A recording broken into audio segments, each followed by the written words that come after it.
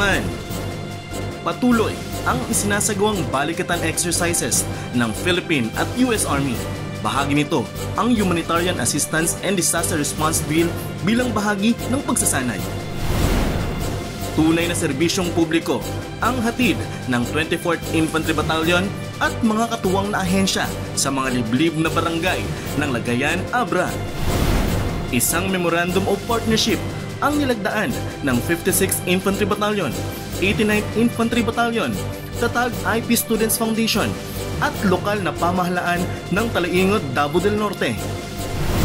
Sa Camarines Norte, inulunsad ang serbisyo karaban para sa mga mamamayan ng Mercedes at San Vicente, katuwang ang 81st Infantry Battalion at iba't ibang ahensya ng pamahalaan.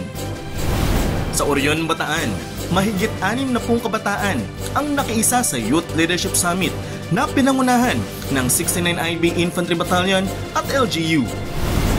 Isinagawa ng Charlie Company ng 69IB ang pagsasanay para sa mga barangay peacekeeping action teams para sa mas matibay na seguridad ng komunidad.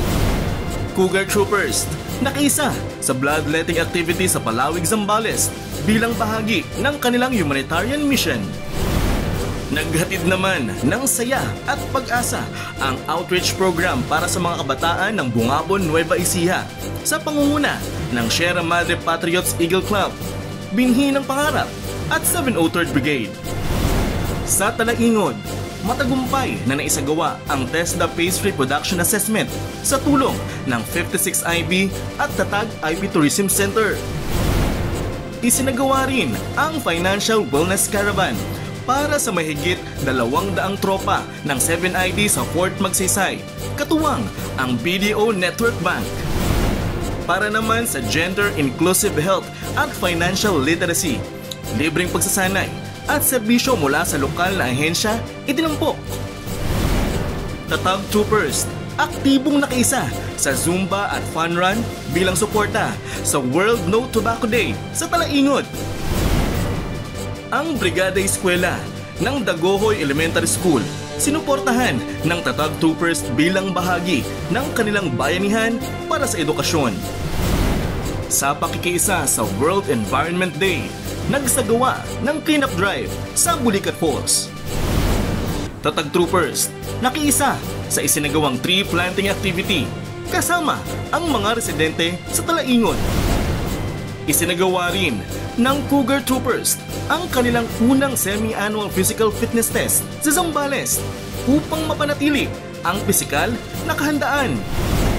Makulay at masaya ang pagdiriwang ng Flores de Mayo at Santa Cruzan sa Fort Magsaysay, Palayan City, Nueva Ecija.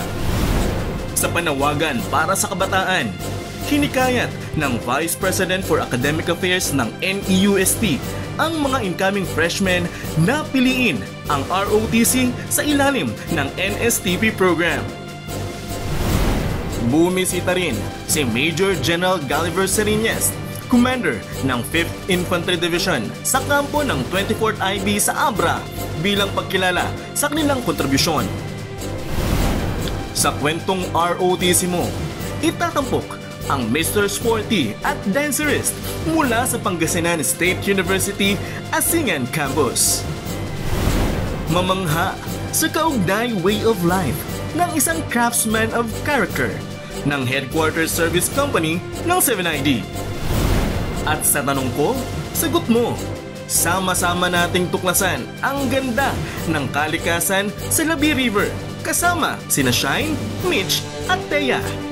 Ang lahat ng yan, tutukan mamayang 12:00 ng tanghali sa Kaugnay Virtual TV.